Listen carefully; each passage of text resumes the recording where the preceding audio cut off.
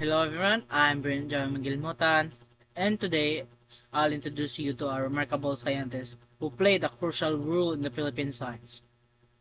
Have you ever wondered about the tiny but essential organism in our water? Well, we owe much of our understanding of them to Dr. Gregorio T. Velasquez, a pioneer in psychology, the study of algae. Let's dive into his history. Gregorio T. Velasquez was born on September 2, 1901, in Tayabas, Quezon. From an early age, he showed a deep curiosity about the natural world.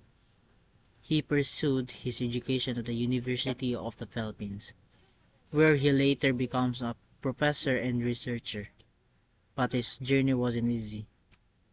Scientific research was not widely supported in the Philippines at that time, and he had to work hard to establish the psychology as a respected field.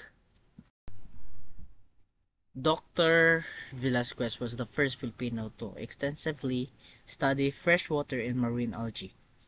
His pioneering research helped scientists to understand the role of algae in aquatic ecosystem, agriculture, and even medicine. One of his biggest contributions was creating the Algological Collection of the Philippines, an important reference for the future scientists.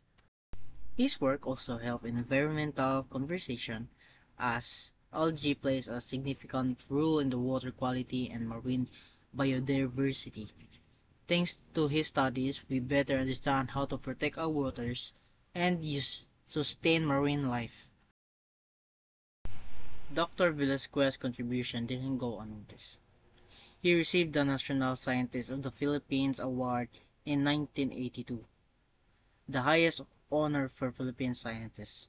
His work has been fundamental in the field of botany, ecology, and even aquaculture.